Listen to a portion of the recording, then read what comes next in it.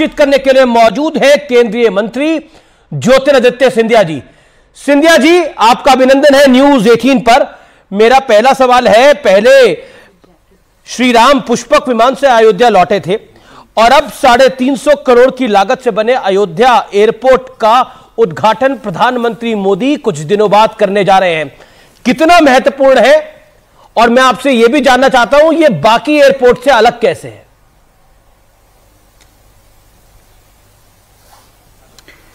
पहले तो अमीश, आपने मुझे आमंत्रित किया, आपका बहुत बहुत धन्यवाद, और आपके दर्शकों को मेरे तरफ से नमस्कार और प्रणाम। अयोध्या में जो एयरपोर्ट का लोकार्पण माननीय प्रधानमंत्री जी के करकमलों के द्वारा परसों होने जा रहा है जी, ये एक ऐतिहासिक दिन है। केवल अयोध्या के लिए नहीं, केवल उत्तर प्रदेश के लिए नहीं, लेकिन पूर्ण देश के लिए। भगवान श्री राम के मंदिर की स्थापना और प्राण प्रतिष्ठा के पूर्व अयोध्या को विश्व के साथ जोड़ने का ये कदम प्रधानमंत्री जी के द्वारा उठाया जा रहा है। और जो अयोध्या का एयरपोर्ट का संदर्भ आपने दिया, ये एयरपोर्ट एक साधारण एयरपोर्ट नहीं है जी, लेकिन भगवान राम के मंदिर की कला भी इस एयरपोर्ट में एक दृष्टि देखने को मिलती है। बाहर पूर्ण एयरपोर्ट मंदिर के स्वरूप में ही बनाया गया है। एयरपोर्ट के अंदर भगवान श्री राम की जीवन के कई दृश्य अलग अलग तरीके के कला के रूप में और पेंटिंग के रूप में दर्शाए गए हैं। और मुझे पूर्ण विश्वास है कि जो भी यात्री अयोध्या आएंगे, जो प्रधानमंत्री जी की सोच और विचारधारा थी कि एक विमानतल एक पहला परिचय होता है उस शहर का, तो हमें भारत की संस्कृति, भारत की प्रभुता, भारत की इतिहास का एक झलक उस हर एक एयरपोर्ट में दिखना चाहिए। चाहे वो अयोध्या हो, चाहे वो पुणे हो, चाहे वो ग्वालियर हो, चाहे वो कोल्हापुर हो, चाहे वो जबलपुर हो। और यही हमारी कोशिश पिछले 2.5 वर्षों से हुई है।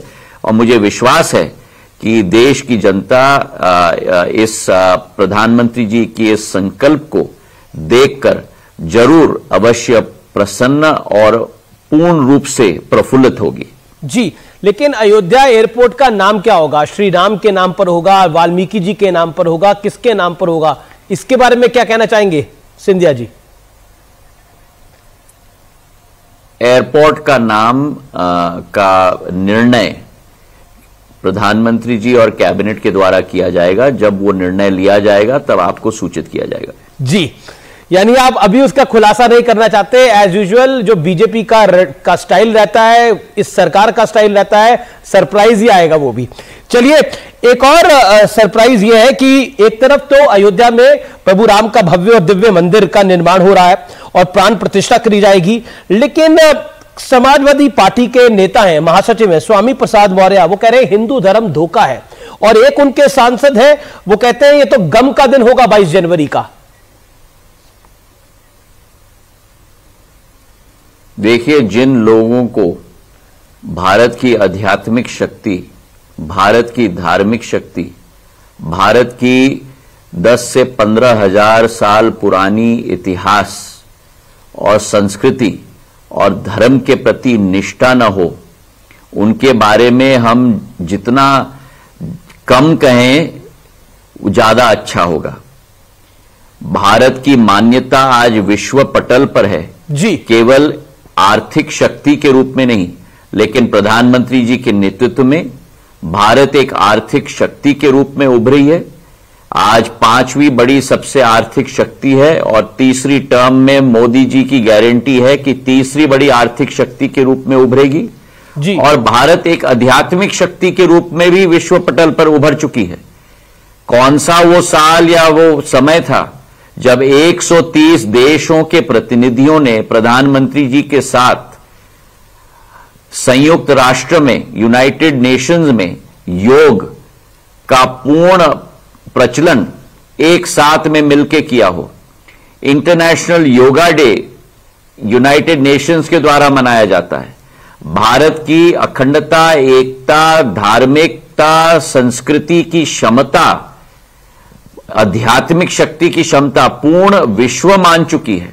लेकिन और कई अगर कोई लोग कि देश के अंदर ही जी भारत की इस संस्कृति पर, भारत की शक्ति पर प्रश्न उठाते हैं और नीचा दिखाने का काम करते हैं, तो उनको अपना स्थान दिखाने का काम देश की जनता स्वयं कर देती है। जी, लेकिन ऐसा हो गया है कि न्योता जिसको मिला वो जाने को तैयार नहीं है, जिसको नहीं मिला वो कह रहा है हमें न्योता नहीं मिला।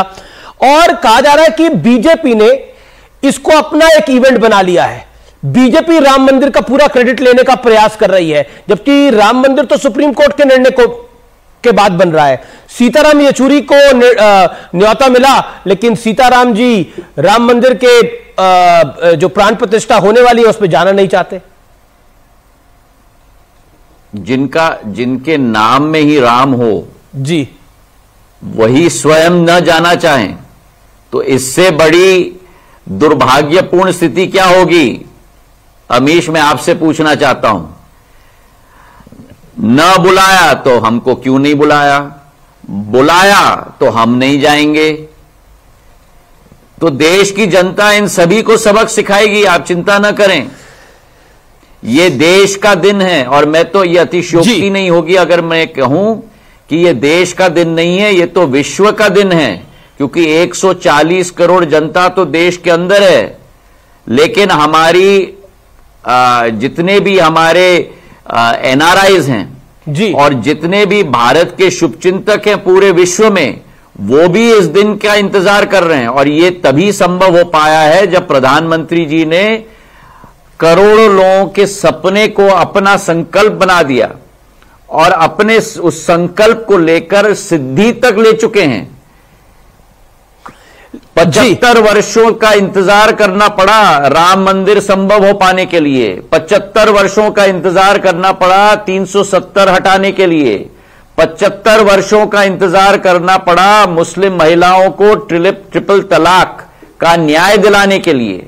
ये अगर हो पाया है तो न्याय वाली सरकार अगर कोई है तो प्रधानमंत्री मोदी जी की है।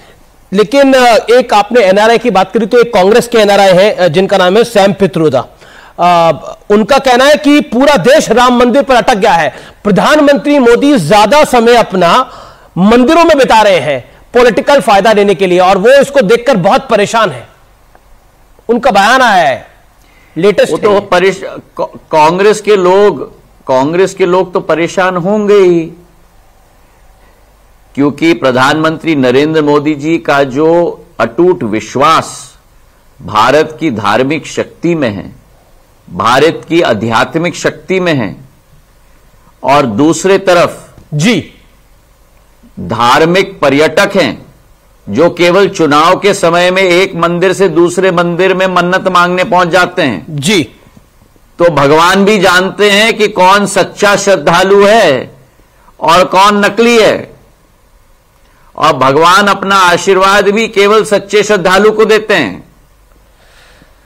मेरा अगला प्रश्न आपसे सिंधिया साहब यही है कि आप कह रहे हैं कि आशीर्वाद जो है वो सच्चे श्रद्धालु को देते हैं। अभी आपको 3 राज्यों में बड़ा आशीर्वाद मिला है, मध्य प्रदेश जहां जो आपका गृह प्रदेश है, छत्तीसगढ़ और राजस्थान, एक बड़ा आशीर्वाद मिला है। लेकिन उस चुनावी नतीजे के बाद राहुल गांधी ने तय किया है कि वो 14 जनवरी से मणिपुर टू मुंबई से एक भारत न्याय यात्रा निकालेंगे। आप क्या कहना चाहते हैं? वो कहते हैं ये सामाजिक यात्रा है, ये इंसाफ दिलाने वाली यात्रा है, और कांग्रेस कहती है कि ये यात्रा मोदी को उखाड़ फेंकेगी। देखिए, जो लोग भारत जोड़ो यात्रा निकालने निकले थे जी, और कहते थे कि मोहब्बत की दुकान है, पर उनके मोहब्बत की दुकान में केवल नफरत का सामान था, और जनता ने उनको जवाब दे दिया। अब भारत न्याय यात्रा निकालना चाहते हैं, तो जो लोग वो करना चाहते हैं वो करें। हमें देश को बनाने का काम करना है, हमें गरीबों का उत्थान करने का काम करना है, हमें देश को विश्व गुरु में हमें परिवर्तित करना है, जो प्रधानमंत्री जी का संकल्प है।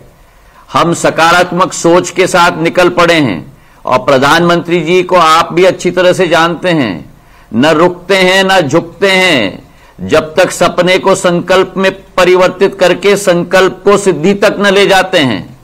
तो आपको भी विश्वास है, देश की जनता को भी विश्वास है, और राम मंदिर की प्राण प्रतिष्ठा भी उसी संकल्प से सिद्धि का सफर का एक अभिन्न भाग है। जी बहुत बहुत धन्यवाद अमीश जी। जी मेरा एक और सवाल है, मेरा एक अभी 2 सवाल और है, तो थोड़ा इंतजार करिए, क्योंकि भाषा की बात हुई तो राहुल गांधी ने प्रधानमंत्री के ऊपर एक टिप्पणी करी थी चुनावों के दौरान, और जब world cup match Bharat final का हार गया था, बहुत अच्छा खेली भारतीय क्रिकेट टीम, क्रिकेट के आप बहुत स्ट्रांग बिलीवर है, जो शब्द बोला था मैं उसको रिपीट नहीं करना चाहता।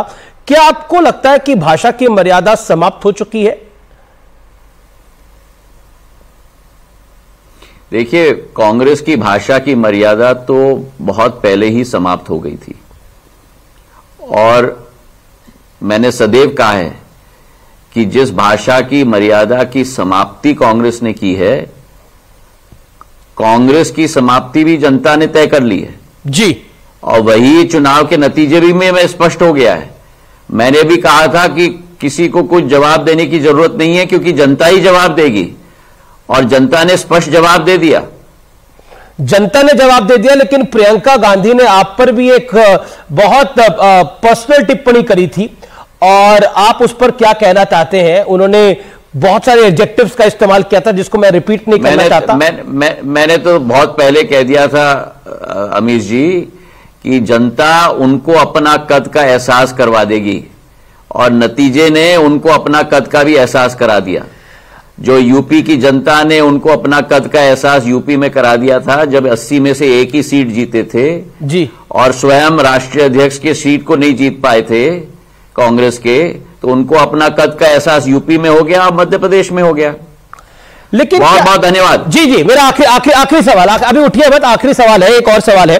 क्या आपको लगता है कि पॉलिटिक्स जो है वो इंडिया अलायंस की जो पॉलिटिक्स है वो मोदी विरोध और बीजेपी के विरोध में है, लेकिन अब खबरें आ रही हैं कि नीतीश कुमार की पार्टी में कुछ गड़बड़ चल रही है, नीतीश कुमार पाला बदल सकते हैं, कुछ कहना चाहते हैं इसके ऊपर आप? देखिए, I.N.D.I.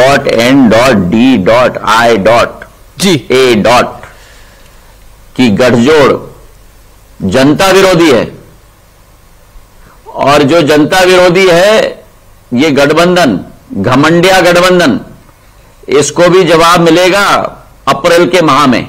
अप्रैल के महीने में आप कह रहे हैं इसको जवाब मिलेगा, लेकिन एक बात बताइए कि आपको उम्मीद थी कि इस बार 150 पार मध्य प्रदेश में हो जाएगा और मोहन यादव सीएम बन जाएंगे? मैंने सदैव कहा था, आपसे भी कहा था, और आपके द्वारा आपके हर भाई बहन से भी कहा था कि स्पष्ट बहुमत भारतीय जनता पार्टी को मध्य प्रदेश में मिलेगी। तो 150 सीटों का लक्ष्य है। जब मैंने कभी भी अपने राजनीतिक इतिहास में कितने सीट मिलेंगे अनुमान कभी भी नहीं लगाया है। आप मेरे रिकॉर्ड्स भी चेक कर लीजिए, पर मैंने कहा था कि स्पष्ट बहुमत भारतीय जनता पार्टी को मिलेगी। जो आशीर्वाद जनता ने दिया है, उस आशीर्वाद के लिए मैं जनता को अपने तरफ से प्रणाम करता हूं, और भारतीय जनता पार्टी के एक एक कार्यकर्ता जिसने तन मन लगाकर खून पसीना एक करके ये संभव कराया है, उनको भी मैं नमन करता हूं। इस समय बहुत बहुत धन्यवाद। इस समय करोड़ों दर्शक आपको लाइव देख रहे हैं। उपराष्ट्रपति की जो मिमिक्री की गई उस विषय पर आप क्या कहना चाहते हैं? देखिए, जो संवैधानिक पोस्ट पर जो व्यक्ति बैठे हैं, उनका अगर एक सांसद और दूसरे सांसद उसका फिल्मिंग करें और हंसी उड़ाए, तो ये तो लोकतंत्र को कुचलने के समान है। सख्त से सख्त कार्रवाई होनी चाहिए और अनकंडीशनल अपॉलॉजी होनी चाहिए सभी की तरफ से। बहुत बहुत धन्यवाद अमीश जी, बहुत बहुत शुक्रिया आपका हमारे साथ जुड़ने के लिए आज के इस दिन पर, और आपको नए वर्ष की बहुत बहुत शुभकामनाएं। बहुत बहुत शुक्रिया ज्योतिरादित्य सिंधिया हमारे साथ जुड़ने के लिए इस खास दिन पर। तो फिलहाल ज्योतिरादित्य सिंधिया के साथ बातचीत में इतना ही, लेकिन बड़ी खबरें न्यूज़ 18 पर लगातार हम आपको दिखा रहे हैं।